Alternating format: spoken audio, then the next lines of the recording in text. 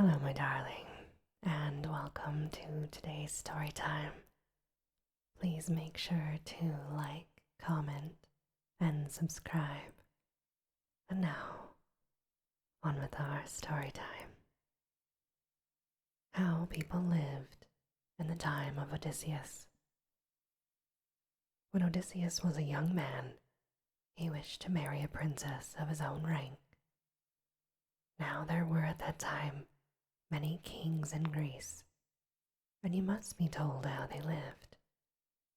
Each king had his own little kingdom, with his chief town walled in huge walls of enormous stone. Many of these walls are still standing, though the grass has grown over the ruins of most of them, and in later years, men believed that those walls must have been built by giants. The stones are so enormous. Each king had nobles under him, rich men, and all had their palaces, each with its courtyard and its long hall, where the fire burned in the midst, and the king and queen sat beside it on high thrones, between the four chief carved pillars that held up the roof. The thrones were made of cedar wood and ivory, inlaid with gold, and there were many other chairs and small tables for guests, and the walls and doors were covered with bronze plates, and gold and silver, and sheets of blue glass. Sometimes they were painted with pictures of bull hunts, and a few of these pictures may still be seen. At night, torches were lit and placed in the hands of golden figures of boys, but all the smoke of fire and torches escaped by a hole in the roof and made the ceiling black.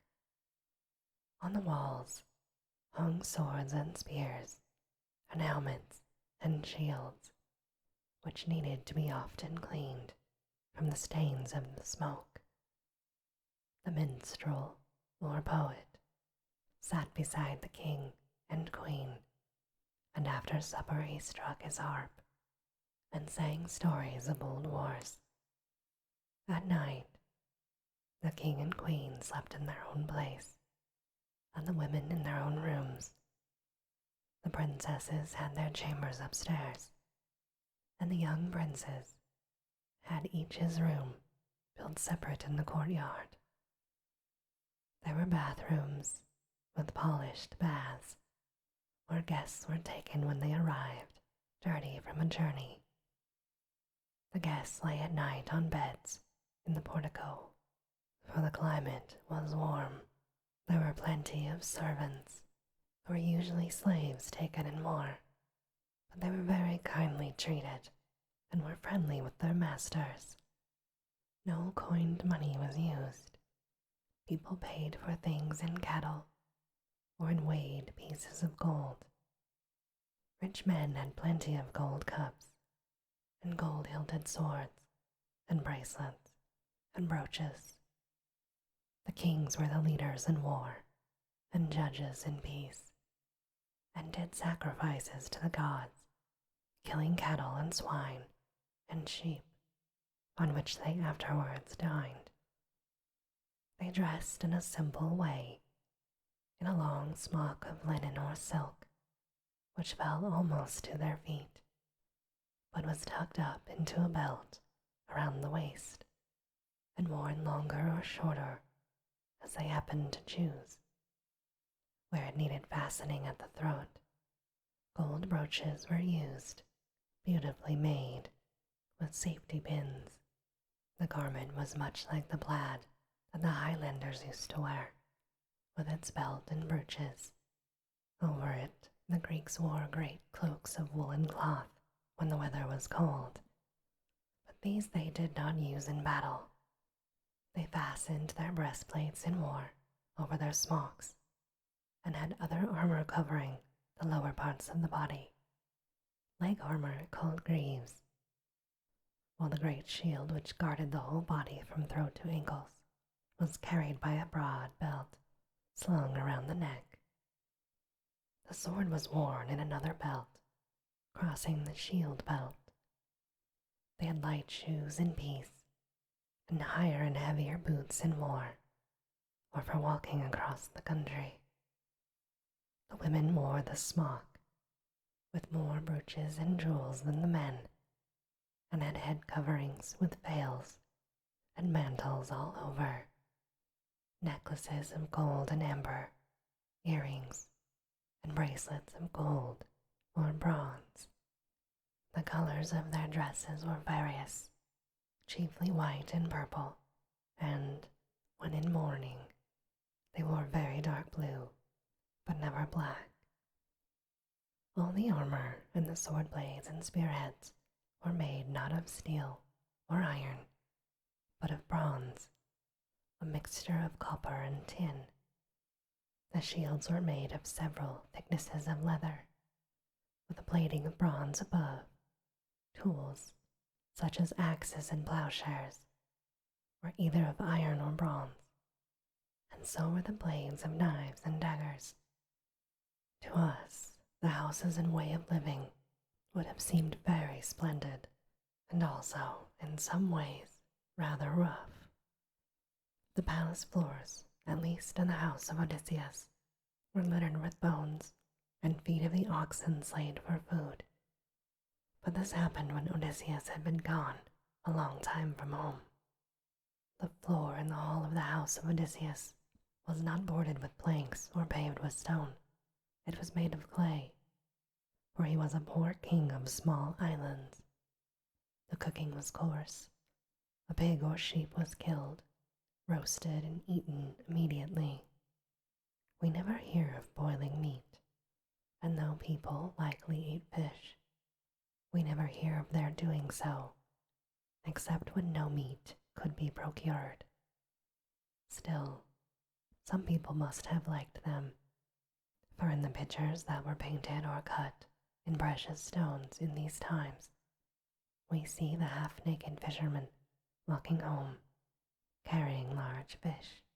The people were wonderful workers of gold and bronze. Hundreds of their golden jewels have been found in their graves, but probably these were made and buried 2 or 3 centuries before the time of Odysseus. The dagger blades had pictures of fights with lions and of flowers inlaid on them, in gold of various colors and in silver. Nothing so beautiful is made now. There are figures of men hunting bulls on some of the gold cups, and these are wonderfully lifelike. The vases and pots of earthenware were painted in charming patterns. In short, it was a splendid world to live in. The people believed in many gods, male or female, under the chief god Zeus. The gods were thought to be taller than men and immortal, and to live in much the same way as men did, eating, drinking, and sleeping in glorious palaces. Though they were supposed to reward good men and to punish people who broke their oaths and were unkind to strangers, there are many stories told in which the gods were fickle, cruel, or selfish, and they set very bad examples to men. How far these stories were believed is not sure. It is certain that all men felt a need of the gods, and thought that they were pleased by good actions and displeased by evil ones. Yet, when a man felt that his behavior had been bad, he often threw the blame to the gods and said that they had misled him, which really meant no more than he could not help his actions. There was a curious custom by which princes brought wives from the fathers of the princesses, giving cattle and gold, and bronze and iron. But sometimes the prince got a wife as the reward for some very brave action. A man would not give his daughter to a wooer whom she did not love, even if he offered the highest price. At least, this must have been the general rule, for husbands and wives were very fond of each other and of their children, and husbands always allowed their wives to rule the house and give their advice on everything. It was thought a very wicked thing for a woman to like another man better than her husband, and there were very few such wives, but among them was the most beautiful woman who had ever lived. And this, my darling, ends our story time for today. As always, I hope that you have very sweet and creepy dreams. Good night.